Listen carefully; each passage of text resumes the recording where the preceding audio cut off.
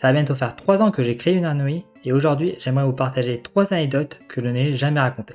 Alors la première concerne la couleur de la majorité des personnages qui n'est pas choisie au hasard. Par exemple, Kasenzan a des vêtements, des cheveux et des yeux verts, car tout simplement c'est la couleur de la nature. Et cette réflexion marche pour d'autres personnages, comme Inosako avec le rouge qui représente la chaleur ou le feu. Mais certains personnages ont des attributs non matériels, comme Tokinotsuki avec le temps, ou encore Mujadena avec la musique. Du coup, pourquoi j'ai choisi l'orange et le jaune pour ces deux personnages par exemple? La raison, c'est que je pense avoir une pseudo-synesthésie. Alors je n'ai pas entré dans les détails, mais en gros la synesthésie est le fait d'attribuer à un mot, une lettre, un chiffre, ou à une musique, une couleur, une odeur, ou encore un goût. Dans mon cas, c'est plutôt certains mots qui ont une couleur. Voici un exemple avec les jours de la semaine. Et du coup, pourquoi pseudo? Car pour moi, tous les mots n'ont pas forcément une couleur, mais il y en a quand même une majorité qui en ont une. Du coup, de mon point de vue, le temps est orange, la musique est jaune, la bureautique est marron, l'arcade est violet, ou encore le rêve est bleu clair.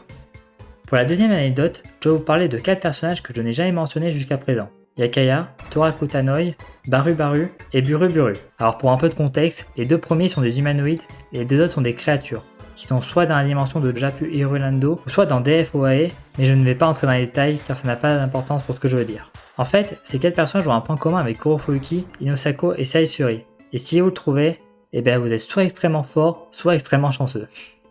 Leur point commun, c'est qu'à la base ce sont des jouets. Pour Kurofuyuki, Inosako et Saisuri, sont à la base des personnages Lego, ce qui d'ailleurs m'a donné envie de recréer tous mes personnages en Lego, mais ça c'est un détail. Pour Baru Baru ainsi que Buru Buru sont à la base des balles plus ou moins rebondissantes.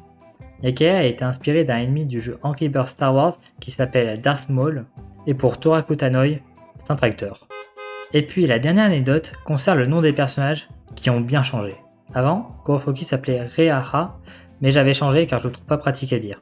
Et puis encore avant, elle s'appelait Louise, ce qui est devenu son surnom et qui est un peu un easter egg. Pour Inosako, avant il s'appelait juste Alex, ce qui est devenu aussi son surnom pour la même raison. Pour Eka Zenaya, avant il s'appelait Kazewa, je crois que je l'avais changé car c'était le nom d'un youtubeur et je voulais pas l'embêter et voler son nom. Et puis avant de passer au dernier personnage, le nom de Unranui a aussi bien changé. Le tout premier nom était Magic Utendo Bido Gemu, ce qui était beaucoup trop long et moyen. Ensuite je l'ai changé tout simplement en Unra, pour au final arriver à Unranotsuki, car avant Tokinotsuki s'appelait Tokinohi, mais j'avais inversé les noms car je trouvais, et je trouve toujours, que ça sonne mieux. Et maintenant, voici le personnage qui a le plus changé de nom, et c'est Mujadena. Elle a tellement changé de nom que je ne sais même plus l'ordre d'apparition, du coup je vais juste tous les lister. Avant, elle s'appelait Ongaku Gaku, Otota Oteru, Ongaku Gemu, Risu Ningu, Jimekin, Fushima Washi, Kamikyoku, Kajusa, et puis enfin Mujadena. Je m'étais inspiré du manglet Myojiku, qui est d'ailleurs le nom d'une ville dans Yunnan pour le Myoja, et puis le Dena est venu en testant des combinaisons de syllabes avec le clavier. Voilà, j'espère que ces anecdotes vous ont plu. Si vous voulez plus de vidéos comme ça qui montrent un peu les coulisses, n'hésitez pas à me le dire. Et puis moi je vous dis, Return End.